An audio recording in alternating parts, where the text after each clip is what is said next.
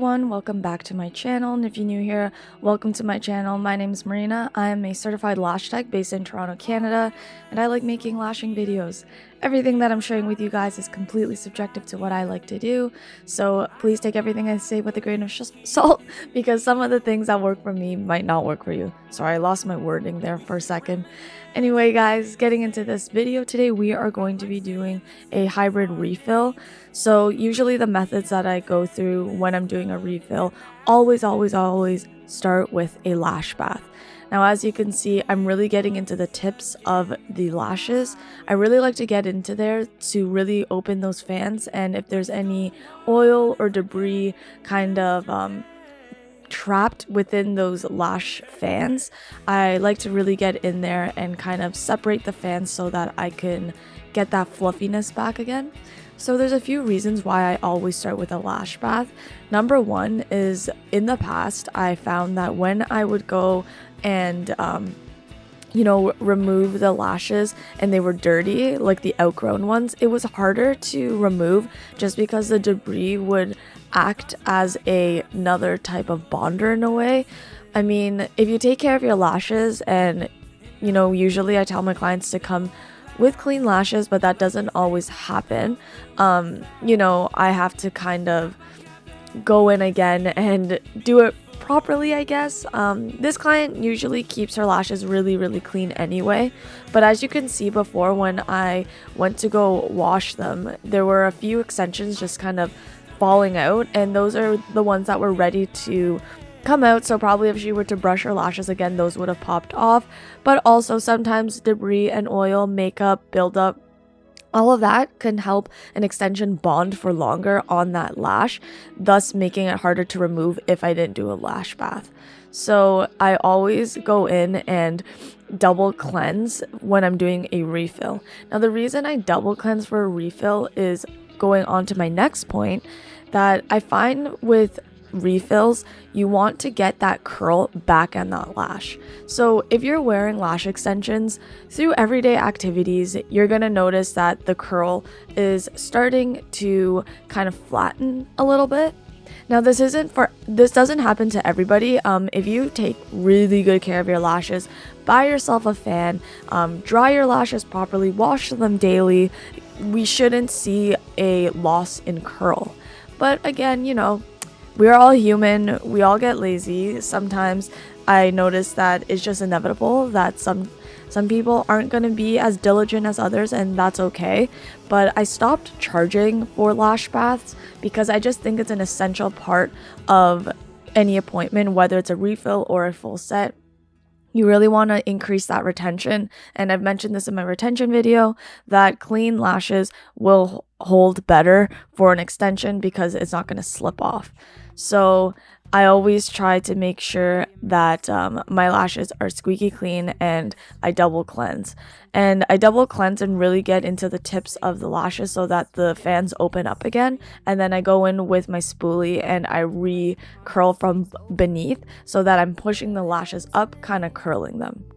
So another reason that I do a lash bath is because I find that I don't know, like for me, I just think that it's essential when you're starting an appointment, because sometimes you can't really see, as a client getting your lashes, you can't really see the debris that gets stuck in between each lash, even when they do take care of their lashes.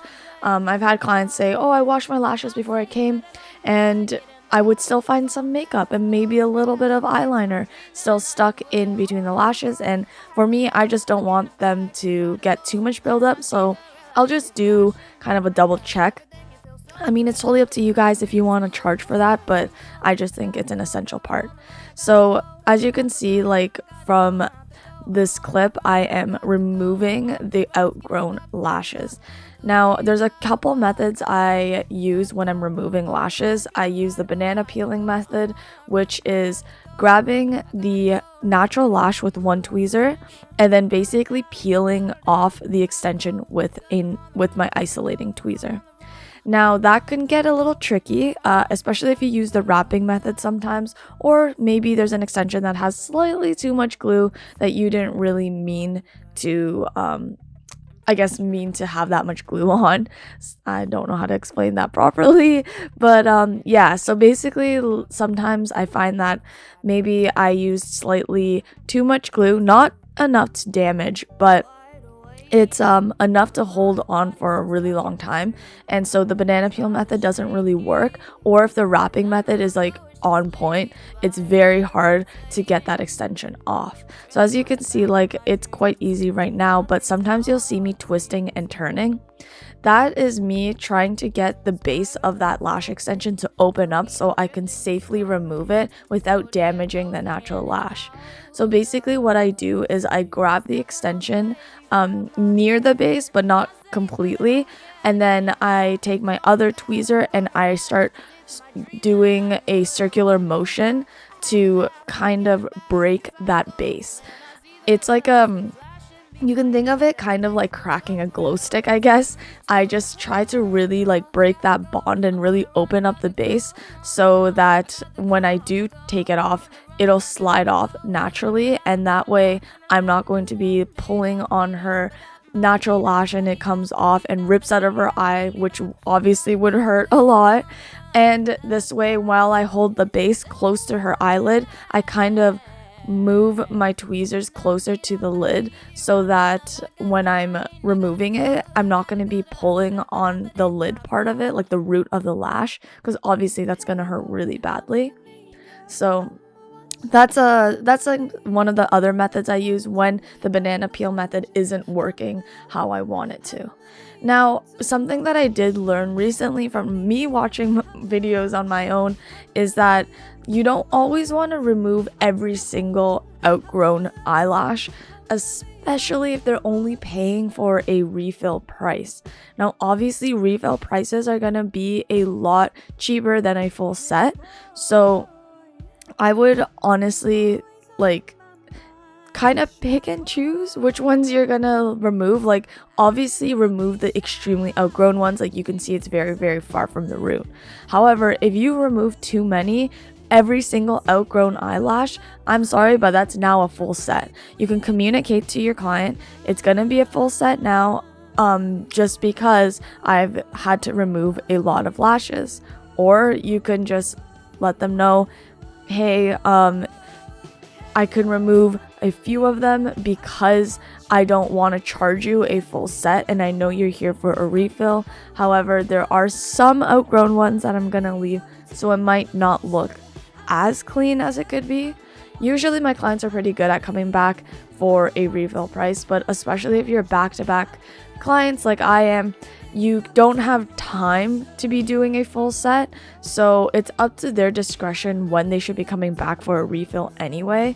But you don't want to be doing a full set work when she's only coming in for a refill. Now, this client in the beginning had like a lot more fallout than she normally does, but honestly it lasted pretty well. This is a 2.5 week retention for a hybrid set, so honestly I'd say that it's not too bad, but usually it's a lot more full. I think I've been struggling a little bit with my humidity, but even then it's not that bad. So yeah, and so right now I'm just kind of refilling. Obviously I don't map it out or remember exactly where each lash is, but I try to make it as symmetrical as possible and as similar to the last set that I gave her. It's kind of obvious, so you can see where the lashes are increasing and decreasing. This is 11 to 14 millimeters in doll eye. I tried to keep it really fluffy for her. She likes it super airy, so if you wait till the end you can see the final results. And something that to keep in mind is that I just want you guys to take in the fluff at the end and how symmetrical each fan kind of looks and how the old fans are blending in well with the new fans. And that is from the Lash Bath. What I mentioned before, you might notice that there are some darker spots within the lash line at the very end, and that's just because some of those closed fans have stayed closed. So as much washing as I did. Sometimes not all of them are going to open up as fluffy as the others. I tried my best, but I think that I'm pretty proud of how fluffy they came out.